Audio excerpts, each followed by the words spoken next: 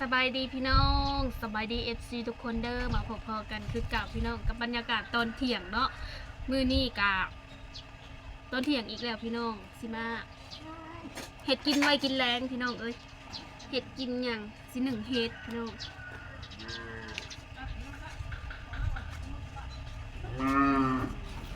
เห็ดเพิ่งหวานในบ่แม่นเห็ดเพิ่งคมคือมื้อนั้นเนาะมี2อันนะจ๊ะแม่เพิ่นหามาเพิ่นว่าให้1กินเพิ่นว่าตอนนี้ก็กำลังสิตัดแข้งตัดขามันเท่าไหร่ล่างเฮ็ดอันนี้หวานเท่านั้นช่วงนี้ก็ฤดูเนาะอาหารตามฤดูพี่น้อง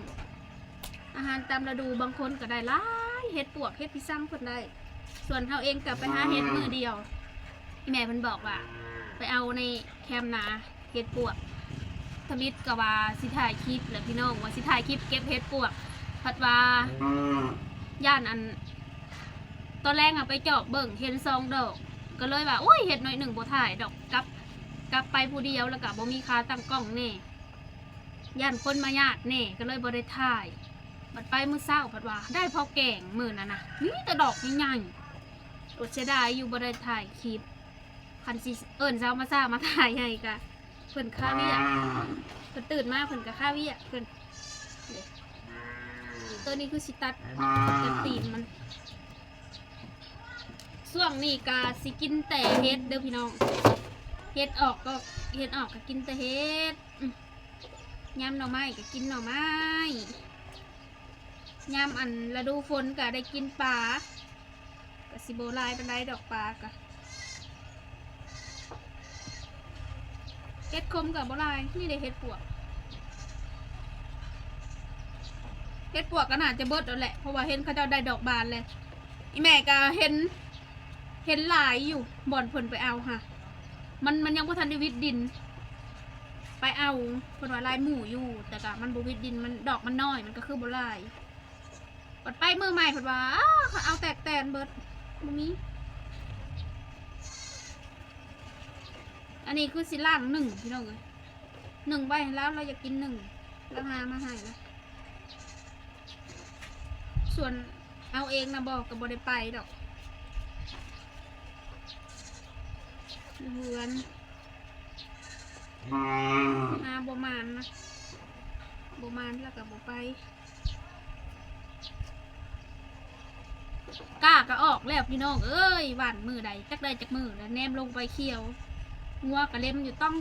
งในตะกร้าค่ะก็เมนซ่าบนหัวเนาะ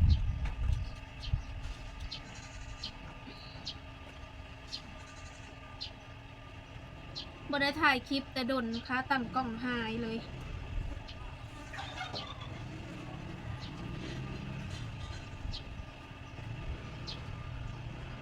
มันเสียนะจักเขา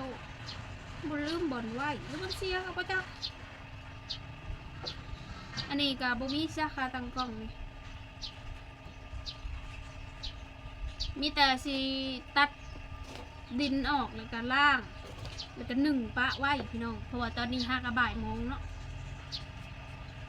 และเฮ็ดกับบ่โดนดอกกระซุก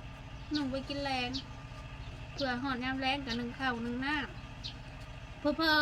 ช่วงนี้มันเป็นช่วงลงนาผ่าพลมาตึมถ้ำไผ่ดับเขาก็เฮ็ดอยู่ให้กินตะเว้นก็ดีคือกันแต่บัดมันหอนยามนอนตอนแรงนี่ติมันหอนบ่มีพัดลมไฟดับ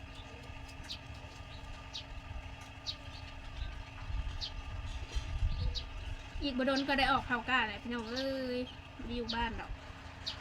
อยู่ในช่วงนี้แหละเพราะว่าก้าเฮาก็เริ่มมันนั่นเลยสิได้ดำเลยแหละ เดือนหน้าก็คือสิได้ด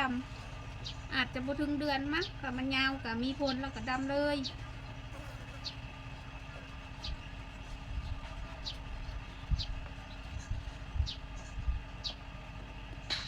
บ่มีผู้ซอยเดี๋ยวดำนาก็ได้น้องกับอ้ายสิมาดำซอยจะเข้าลางานจากมือนะบ่ฮู้คือกัน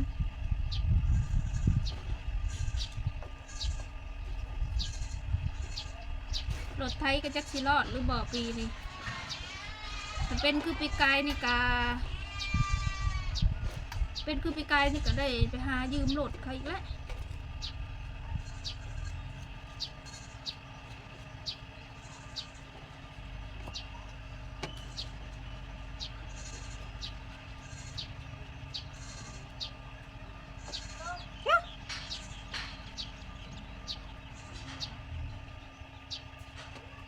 ปาไว้แถวนั้นแล้ว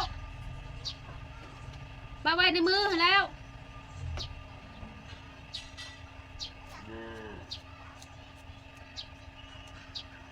เฮ็ดกับพอดีดอกน้อย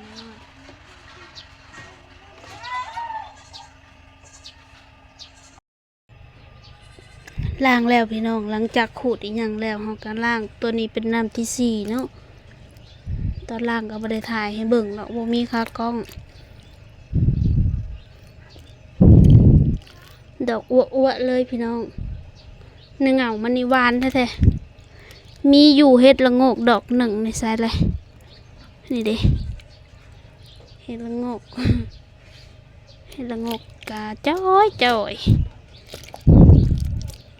สิหนึ่งกินพี่น้อง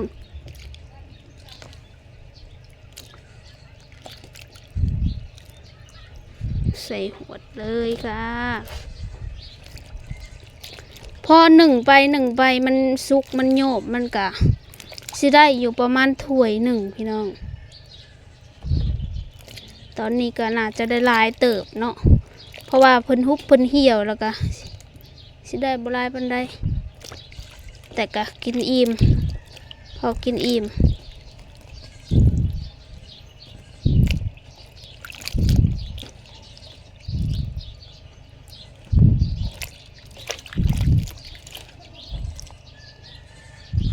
ส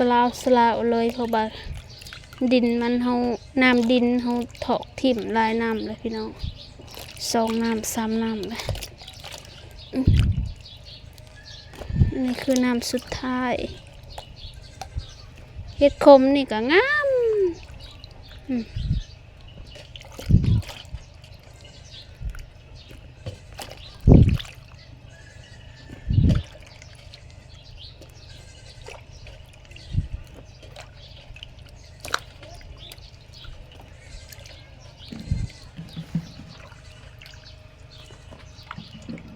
ดูมีขากล้องเนี่ยน้องเอ้ย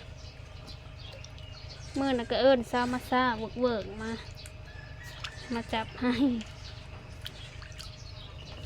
พอดีได้หวดหนึ่ง